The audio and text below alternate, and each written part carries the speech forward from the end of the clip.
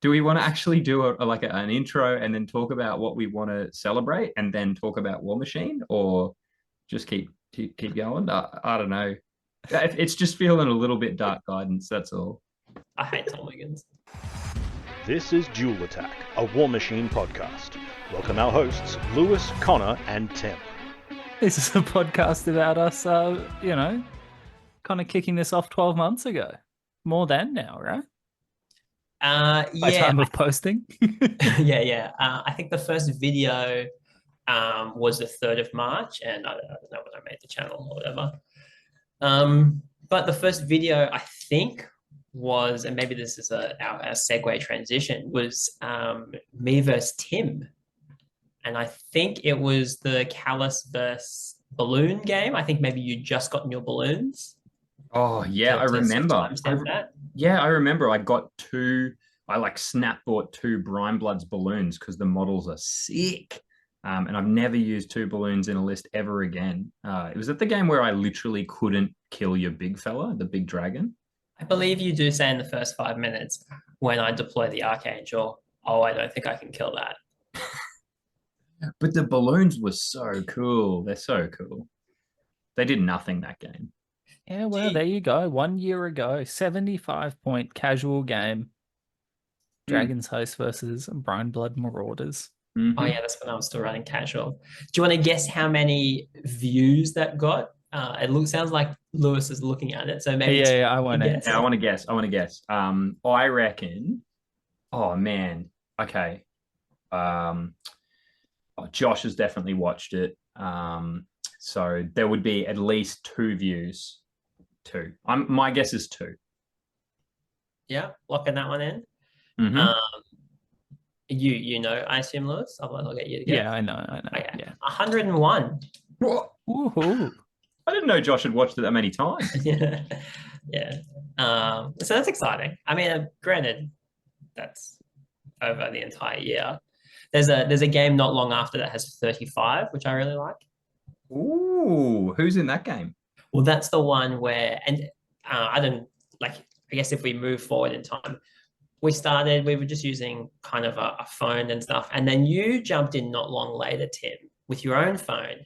And you had some cheap Amazon Speak microphone or lapel mics, which I also got. And then we recorded our first tournament, which we did at the same time. And the game with 35 views is the game where the lapel mics got crossed up. So the audio from one person playing the game is mixed with the audio from one person playing an entirely different game. And I don't blame anyone for not watching that, because that was a bit of a fucking experience. Oh, and we fixed that, right? We didn't upload the video with the wrong audio, right? No, we'd never do that. Uploaded the video. No, we'd never do that. But if we had the opportunity to fix it, we would, right?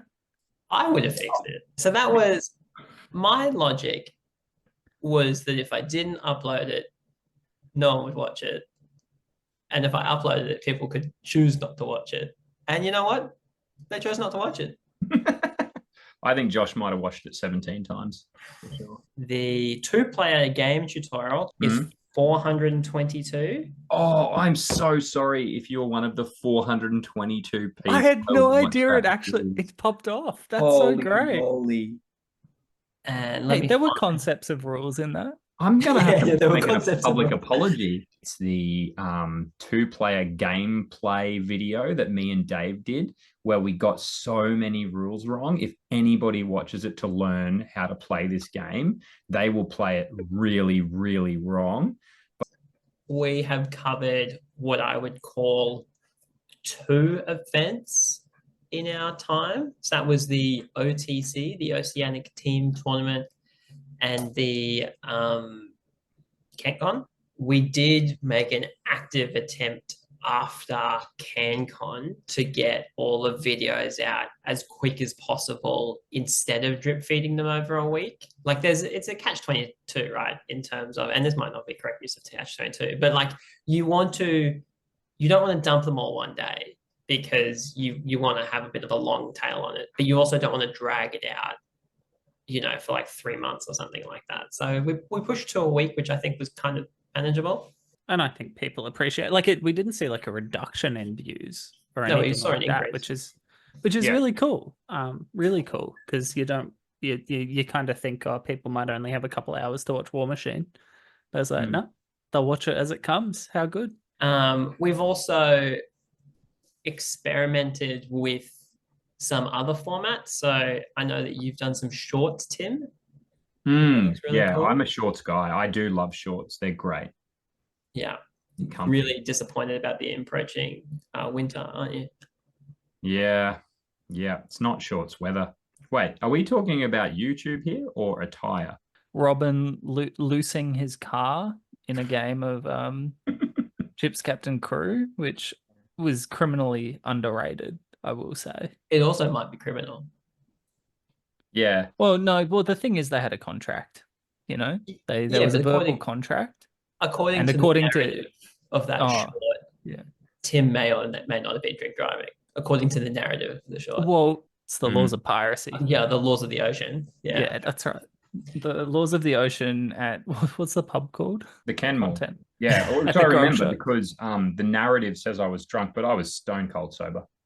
Connor, you have a chat about you lead on memberships and ads and how we're feeling on that. That seems like just enough inside talk. Part of the excitement of the channel is we've hit, I think it's like 3,000 views or something like that, which means we can get memberships. So we've turned memberships on. If you sign up for a membership, we won't give you anything at all, and that's okay. And you don't have to sign up. But if you have loose change and you want to give it to us, we will use it to make the podcast. Well, not podcast better. The podcast is always going to be a bit shit, I think. But the we will use it to make the game recordings better.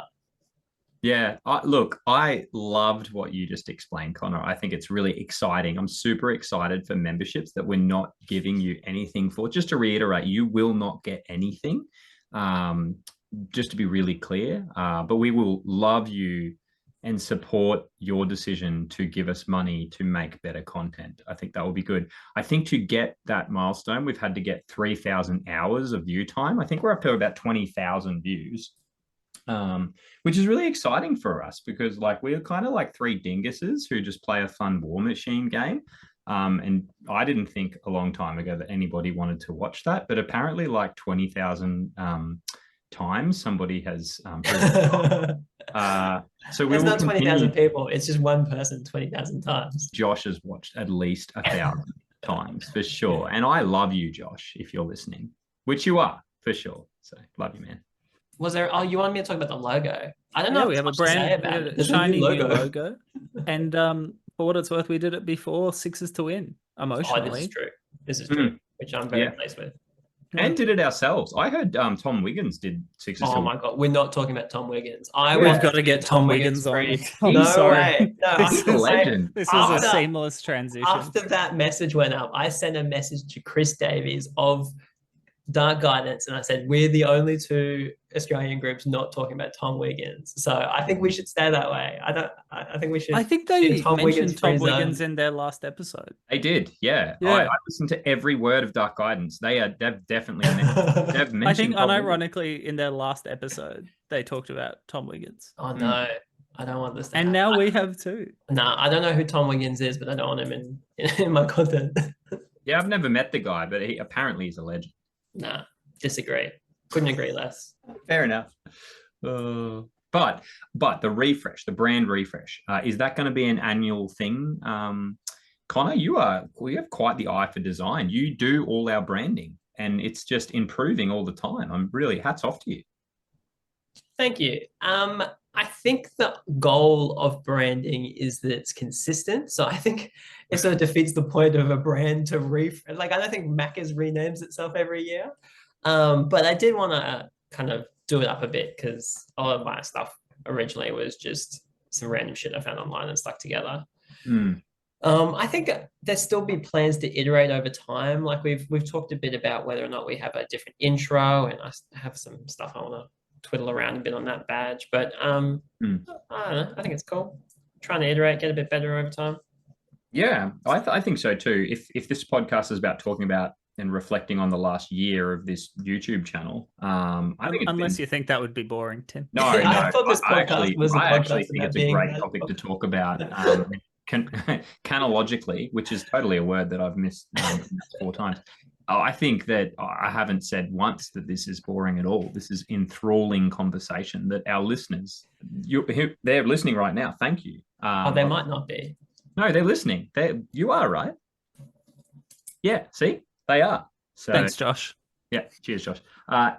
Over the last year, I think if you look at the first video, which is me getting excited about fielding 2 balloons against a giant dragon that just messed up 2 balloons, to our most recent, very highly polished videos, which you can click through and figure out which turns you want to watch. Geez, we've come a long way. It's pretty cool. Yeah. Which, the most recent video at time of this recording is also about a giant dragon. So long live the Archangel. Nice. On that theme, I want to go into what the goals are for all the different content this year. What do you want to see the channel do in the next year? For me, it's just maintaining, I guess. So continuing, we've been putting out, originally the plan was fortnightly videos, and then at some point we just sort of stumbled into weeklies. So I'd like to continue that. And then I think, and this is a really boring answer, but I'd like to get just slightly better at the videos. Like, I'd love to, in my dream scenario, I'd love that when someone drops their feet pops up, like the words of their feet pop up on the screen. The problem is that's quite editing intense. And then if we're putting out a video a week, it's kind of hard. So, and this is something Tim's been pretty keen on as well, which is like, if every video just gets a little bit better, then eventually you can kind of get to those really cool kind of polished videos. I don't know. Have you got anything in particular that either of you want to put out in the next year? Yeah, no, I agree with everything Connor just said. I feel like one of those big buff gym junkie guys with like 1% better every day on his shirt. Yeah, well, as corny as that is, yeah, that's what I want to do with the videos. I agree with Connor. Putting out a weekly video is certainly a challenge. We all 3 of us have lots of commitments outside of our fun War Dollies hobby. It might surprise you, but we're 3 grown, successful men with extremely attractive wives and partners. So that takes a lot of our time. Yeah, I think putting a little bit more effort in to get incrementally better across this year would be great. I think if we can continue to share the cool, fun games that we have in our local community with the people who want to watch them, then I think that's really cool. My main thing, other than trying to make the podcast listenable, and our last episode was the 3 most delirious men in the world, basically on speaker in an airport. I think just we're quickly on that, iterating. Lewis, yeah, I listened to the raw file of that, and I actually think you did a good job editing. It sounded much better after you were done with it than it originally was. Thank you. I appreciate that. I did. Yeah, I thought it was good. I thought you did a great job, Lewis. Yeah, no, thank you. Like, I know, like, all it was missing was a bit at the start, because I think we talked about some decent things, but it was missing a bit at the start that make people actually want to sit through the nightmare fuel that was the first kind of minute or so. You mean like this video? Well, you see, I'll iterate here. 1% better every day. Get in the comments on Spotify and tell me which minute in this podcast you think was originally the first minute. Oh, that's a fun guessing game. Something I do want to mention too, and we haven't implemented it yet, but I'm excited about opening up a Discord. It's something that Sixes to Win have done, and we interact with people in the comments when we can.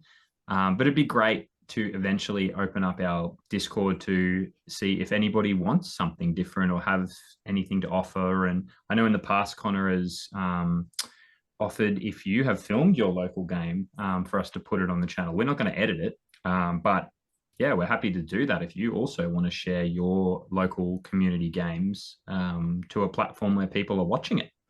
Is the Discord only for people who buy memberships, Tim? Oh, I don't think so. Oh, that's so lovely. Yeah, well, because we promised nothing for memberships. This is true. Yeah, 100%. It's not like an exclusive Discord. But yeah, for sure. I think we'll probably have it in the show notes or something. Oh, that sounds like more work, but probably be in there. I don't think it's If you give me a link, I'll do it. Give you a link, baby. Fantastic. Yeah, it's good fun. Fantastic. The only the product that I will be looking at for the next like 6 months is trying to. We've tried to have some like really genuinely new players who've never really played tabletop war games at all trying to get in, and the barrier to entry just across the board is just out of control. And playing one game a fortnight, which is, you know, realistic for fully grown adults generally trying to make the trip out, isn't super helpful, and people might have like a couple of hours free to try and learn hints and tips and try and understand the game a little bit better. And there is some material out there, but there's a big gap, especially for newer players. Like watching one of our battle reports for the most part must be a fever dream for a new player. Like it cannot be terribly, like you get the broad strokes, but there's a lot going on. So the thing that I want to be working on over the next 6 months is talking with some really great experienced players about their factions and trying to get that set up. And I hope that the three of us will get to meet talking about new player experience relatively soon. But that is my plan for content. Have you got any sage words of wisdom as we wrap up, Tim? And then we'll duck into a quick members only Cyclone discussion. We won't actually section off the podcast at all, but please only continue listening if you have a membership tier on YouTube. That's correct. It's not offered as part of the membership, but if you'd like to listen and you are a member, that makes the most sense. Yeah, I think our viewers are trustworthy for sure. I think only the kinds of people who would become a member are the kinds of people who would be interested in this content anyway. And I hope Josh enjoys it. Yeah. Thanks, Josh. Cheers, Josh. No, look, I've really enjoyed reflecting on the last year of this crazy ride that is a Warmachine YouTube channel. It has been crazy. If you said to me 6 months ago, heck, even 2 months ago, hey, did you know that your channel is going to monetize in February or March of next year? I would have eaten my hat. That did not seem real. And we have done that within 1 year. Nuts. And we kind of did it accidentally. So that's pretty cool. And yeah, it's just given me the desire to continue to produce content for people who want to engage with Warmachine, who maybe don't have the lovely luxuries that we have in our local meta. I think it's cool. Now, if you're not a member, cease listening. Thanks for your day. Cheers, guys. Thanks for listening. Hey. Yeah, so here's the member content. The caravan that's in the front of the lawn, I'm really worried about it, guys. Like it's got... Sorry, Tim, just so you know, this is where I'm editing everything. Yeah, the member content's already happened. How are you doing with that, Lewis? As a fellow Kansanian, Look, do you feel like all of Brisbane's lost its mind, or do you think they're reacting appropriately to the cyclone? I mean, we can't sit on a high horse and pretend like all of Cairns doesn't buy 83 rolls of toilet paper whenever there's a whiff of a cyclone as well, you know? I think Cairns cope slightly better. Like even I told my friends about it, and like Carl, for example, was like, no one in Cairns even gets out of bed before it's category 3, which I think there's some truth to that. But I also think Cairns is and literally built differently. So I don't think it's quite an apples to pears comparison. I mean, I think that's probably appropriate then, right? Like no one in Cairns is that concerned about a Cat 3, but that's only because former cyclones have taken out entire cities at a Cat 3, and we've built better cities now. Yeah, because like what was Yazi when it went over Innisfail? Like that was like a was it a 5 when it actually was there though? Was it? Oh, I don't know. That's what I mean. Like I don't think it was like a Cat 5 when it did the most damage. I mean, like, it's a bit arbitrary. Yeah, I think the other piece though is that like, I mean, Cairns has floodplains, and you just don't put houses in the floodplains because they go underwater literally every year. Yeah, and Brisbane is a floodplain. Yeah. Well, I definitely think I am qualified to assess if people are overreacting. All right. For those of the listeners who don't know, I run a bottle-o that's opposite a supermarket, and my favorite. What's a bottle-o for our international listeners? Bottle-o is like a grog shop. Oh, fantastic! Never mind. Yeah. Much. I'm sure that'll clear it up.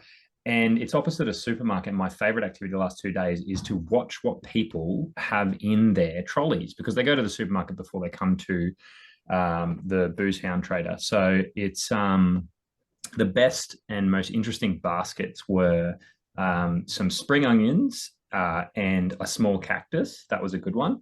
And there was also dishwashing tablets with one citronella candle. Those two baskets, I think, probably tell you the mindset of the Brisbaneites preparing for a cyclone. Did you get the impression that they had somehow bought a cactus from the grocery store, or that they had like brought that from home, presumably for emotional support? Yeah, I was going to say, I think it might be an emotional support cactus. Unclear. It did look like a store-bought cactus, so I think they came without a cactus.